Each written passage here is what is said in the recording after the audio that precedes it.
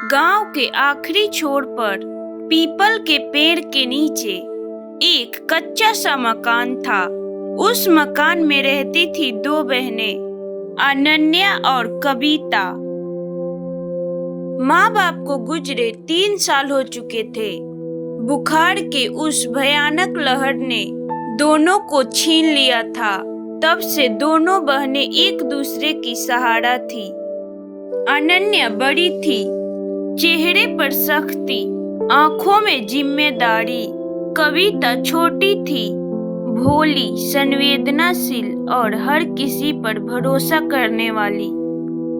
अगली सुबह कविता तुलसी को पानी दे रही थी और हाथ जोड़कर बोली, माँ बाबूजी, आज भी हमें संभाले रखना। तभी अनन्या बाहर आई। कविता, जल्दी कर, खेत में जाना है, आज सब्जी तोड़नी है। दीदी, पहले ये दिए जला लूं। हर चीज में भगवान याद आती है तुझे। कविता मुस्कुराई। माँ कहती थी बिना भगवान के मेहनत अधूरी होती है। अनन्या कुछ नहीं बोली पर आंखें भर आई। वो जमीन उनके पिता की सबसे बड़ी पहचान थी। थोड़ी सी जमीन पर उसी से उनका गुजारा चलता था। कविता बोली, दीदी, अगर ये खेत न होता तो हम क्या करते? इसीलिए तो इसे बचाना जरूरी है। तभी दूर से 3 लोग आते दिखे। महेंद्र, उसकी पत्नी सुधा और बेटा राकेश। ये थे उनके ताऊ और ताई। महेंद्र बनावटी प्यार से बोला, अरे मेरी बच्चिया, कैसी हो? कविता सीधे मुद्दे पर आई। बताइए ताऊ, क्या काम है? काम यही है कि ये जमीन हमारे नाम कर दो। तुम दोनों अकेली लड़कियां हो, संभाल नहीं पाओगी। सुधा बोली, हम तुम्हें अपने घर रख लेंगे। अनन्या घबरा गई।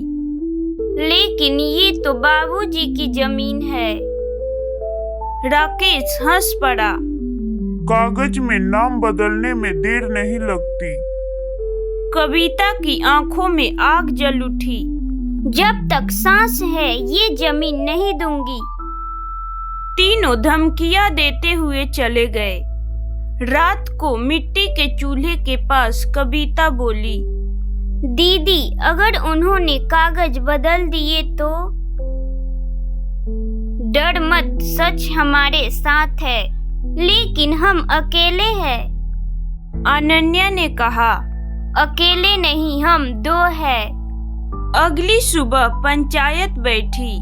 महेंद्र बोला, भाई की बेटियां है, लेकिन जमीन पर मेरा भी हक है।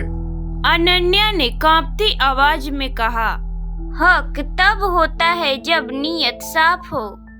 गांव वाले फुसफुसाने लगे, लालच में अंधा हो गया है। सरपंच ने कागज जांचने का फैसला लिया। उसी हफ्ते महेंद्र के ईंट की भट्टी में आग लग गई। सारा माल जल गया।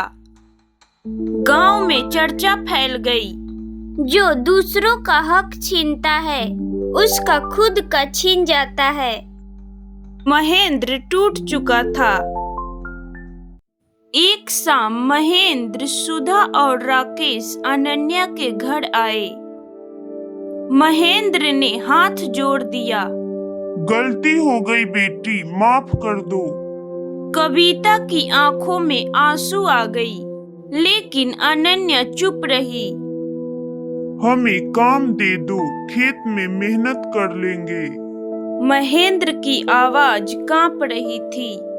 कविता बोली, माँ कहती थी माफी से बड़ा कोई धन नहीं। अनन्या ने लंबी सांसें ली। ठीक है, खेती में साथ काम करेंगे, पर धोखा दोबारा नहीं। तीनों के चेहरे पर सुकून आ गया।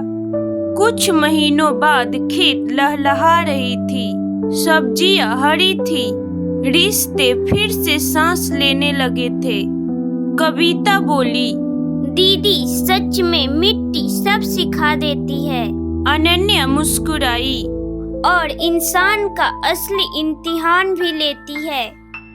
लालच इंसान को गिरा देता है, लेकिन माफी उसे फिर से मजबूत बना देती है।